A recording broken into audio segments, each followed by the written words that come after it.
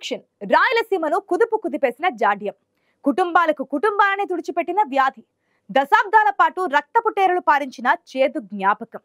ఎదుటివారిని చూసి భయపెట్టే కాలం నుంచి స్నేహ హస్తాలు చాచుకునే వరకు మార్పు వచ్చింది. జీవితాలు గాడిన పడ్డాయనుకుంటున్న వేళ అనాగరిక పోకడలకు కాలం చెల్లిందని సంబరపడుతున్న సమయాన మళ్లీ పడగ విప్పుతోందే. రెండు కుటుంబాల రాజకీయ వైరం మళ్లీ ఫ్యాక్షన్ రూపంలో బయటపడబోతోందే. మళ్లీ ఫ్యాక్షన్ తీసుకువస్తా అంటున్న ఆ నాయకుడి మాటలకు అర్థమేంటి? ఇంతకీ ఎవరా లీడర్?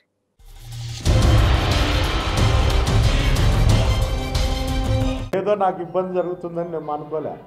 ఒక వాతావరణం తాడిపత్రిలో 30 సంవత్సరాల నుండి ఏకఛత్రాధిపత్యంగా అక్కడ ఉంటే హింస చూడలేకనే ఒక మార్పు తేవాలనే నేను మార్పు తెచ్చినా తప్ప ఏరే విధంగా అనేది ఏం లేదు.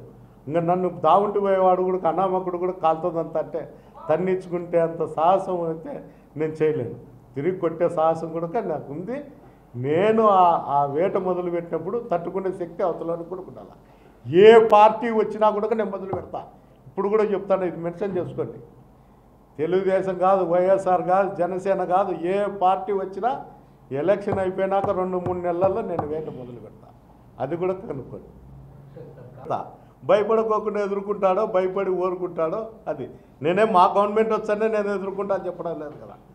ఏ గవర్నమెంట్ వచ్చినా 4 నెలల తర్వాత నేను మొదలు పెడతా. చేతనైతే ఎదుర్కో అని చెప్తాడా. అది నేను వీడు మాట్లాడుతా ఆడని. విన్నారుగా ఈయన మాటలు. పూర్తిగా పోయిందనుకున్న ఫ్యాక్షన్ ఈ మాటలతో తిరిగి రానుందా? ప్రశాంతంగా ఉందనుకున్న తాడిపత్రిలో ఫ్యాక్షన్ జడలు విప్పనుందా? ఈ మాటలన్నది సామాన్యులు కాదు. తాడిపత్రి ఎమ్మెల్యే గతంలో ఫ్యాక్షన్ రాజకీయాలు నడిపిన నేత. ఆయనే ఇలా మాట్లాడితే చరిత్రలో కలిసిపోయిన ఫ్యాక్షన్ రక్త చరిత్ర తిరిగి బుసకొడుతుందా?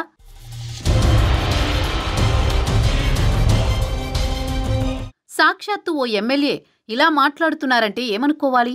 త్వరలో జరగనున్న ఎన్నికల్లో తేడా కొడితే తెలుగుదేశం అధికారంలోకి వస్తే తనకు ఇబ్బందులు తప్పవని ముందు జాగ్రత్తగా ఇలా బెదిరిస్తున్నారా? ఎన్నికల తర్వాత తన జోలికొస్తే తేడాగా ఉంటుందని పాత అంశాలు బయటకు తీస్తున్నారనే వాదన ఉంది.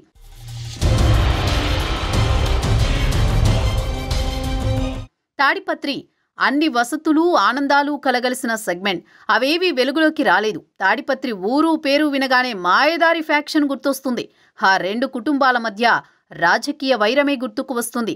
ఆ రెండు కుటుంబాలు ఏవి అనుకుంటున్నారా? ఇంకెవరు? జేసీ దివాకర్ రెడ్డి, కేతిరెడ్డి పెద్దారెడ్డి ఫ్యామిలీలే.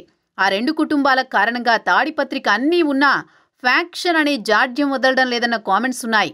కేవలం నియోజకవర్గంలో ఆధిపత్యం కోసం రక్తపు టేరులు పారించాయని చరిత్ర తెలిసిన వారు చెప్పుకుంటారు.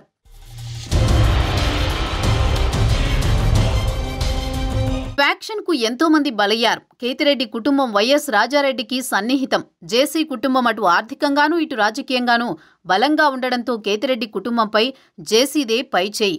ఇది సంవత్సరాలుగా కొనసాగిన కేతిరెడ్డి కుటుంబం గట్టిగానే ప్రతిఘటించింది. గడిచిన దశాబ్ద కాలంగా ప్రభుత్వం తీసుకున్న చర్యలు, ప్రజల్లో మార్పులు, వ్యవసాయంతో పాటు పరిశ్రమల రాకతో పరిస్థితిలో మార్పులు వచ్చాయి.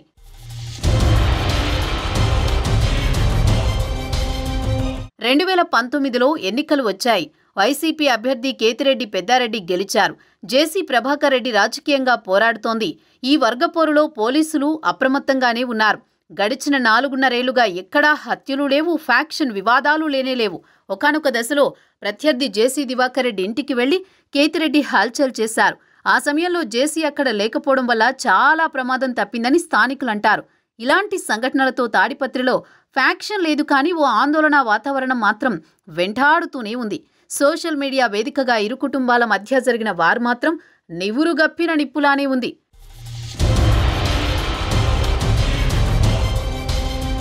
ఇలాంటి సమయంలోనే సిట్టింగ్ ఎమ్మెల్యే కేతిరెడ్డి పెద్దారెడ్డి ఓ మాట అన్నారు. త్వరలో ఫ్యాక్షన్ మొదలు పెడతానని చెప్పేశారు. తాడిపత్రిలోనే కాదు, రాష్ట్ర వ్యాప్తంగా ప్రకంపనలు సృష్టిస్తోంది. తనను రెచ్చగొట్టే వారందరికీ సమాధానం చెప్తానన్నారు పెద్దారెడ్డి. ఆ మాట అందరినీ ఉలిక్కి పడేలా చేస్తోంది. ఎమ్మెల్యే ఇలా మాట్లాడడం వెనుక ఏముందన్నది చర్చగా మారింది. వచ్చే ఎన్నికల్లో వైసీపీ అధికారంలోకి రాకపోతే తనపై వేధింపులుంటాయనే భయాందోళనలే ఈ ప్రకటనకు కారణమని వారు ఉన్నారు.